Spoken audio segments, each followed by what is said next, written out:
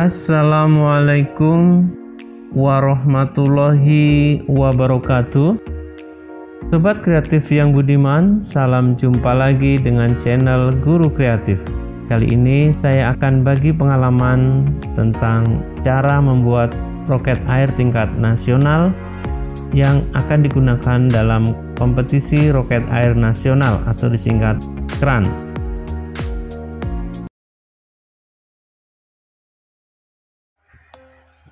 Pernahkah kalian mengikuti sebuah kompetisi tingkat nasional? Ada banyak kompetisi yang kini bisa sobat kreatif ikuti, atau setidaknya kalian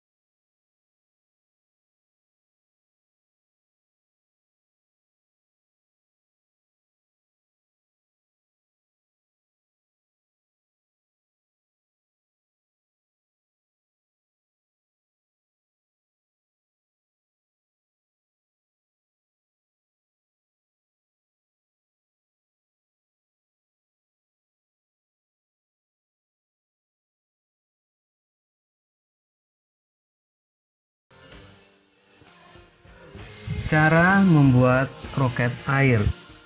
Gambar slide ini memperlihatkan suasana pembuatan roket air di area lomba, yaitu di PP Iptek Taman Mini Indonesia Indah. Bentuk dan desain roket kompetisi roket air nasional ini adalah bentuk yang sudah jadi dan roket ini siap diluncurkan di arena lomba. Nah, kemudian untuk desainnya sendiri ada di sebelah kanan, yaitu pertama adalah nose atau hidung roket. Ini berisi plastisin yang berfungsi sebagai pemberat sekaligus untuk kestabilan roket. Kemudian ada bagian badan atau bodi roket. Untuk kompetisi tingkat nasional, bodi yang digunakan adalah botol air soda, karena pertimbangannya adalah botol tersebut tahan terhadap tekanan hingga sampai 100 PSI. Jadi kalau pakai botol air mineral, nanti akan pecah untuk tekanan yang tinggi. Bagian penting lainnya yaitu sayap atau fin. Fin ini fungsinya adalah untuk pengarah aliran udara dari ujung roket bagian depan menuju bagian belakang. Fin ini bisa dibuat yang paling banyak ada yang pernah membuat 8 buah, sampai yang paling sedikit itu 3 buah. Tetapi dari pengalaman empiris di lapangan bahwa yang sering masuk ke target itu adalah yang 3 sayap atau 3 sirip atau 3 fin. Kemudian bagian paling belakang adalah nozzle. Nozzle ini akan menentukan besarnya air yang keluar sebagai pendorong roket. Sedangkan alat dan bahan untuk pembuatan roket air adalah sebagai berikut.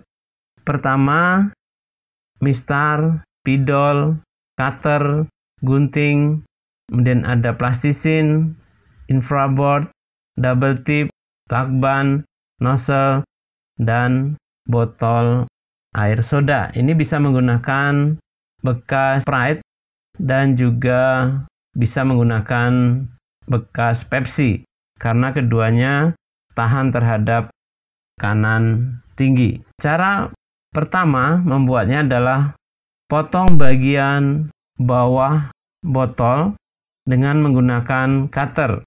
Kemudian bagian yang dipotong tadi disatukan dengan botol yang utuh dan digulingkan untuk mencari kesetimbangan. Selanjutnya akan dibuatkan kuncian, diberi tanda menggunakan spidol. Setelah diperoleh titik seimbang roket, kemudian diisi dengan plastisin bagian depannya.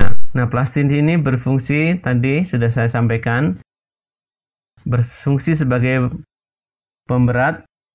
Nah, kurang lebih beratnya atau masanya yang lebih tepatnya adalah 100 gram. Kemudian setelah diberi plastisin yang sudah diberi tanda, disatukan kembali dengan botol sebelahnya. Nah, tanda ini sebagai marka. Untuk memberi tanda bisa menggunakan huruf A, boleh menggunakan 1, yang penting ini garisnya dibuat lurus antara botol roket yang satu dengan yang lainnya, sehingga nanti akan memastikan bahwa roket dalam kondisi stabil ketika sudah jadi. Langkah berikutnya adalah menguatkan dengan menggunakan lakban. Berikutnya adalah mempersiapkan infraboard dengan memotong ukuran panjang 15 cm, kemudian tinggi 10 cm. Kemudian untuk membelah udara di sini dibuatkan runcingan sebesar 5 cm.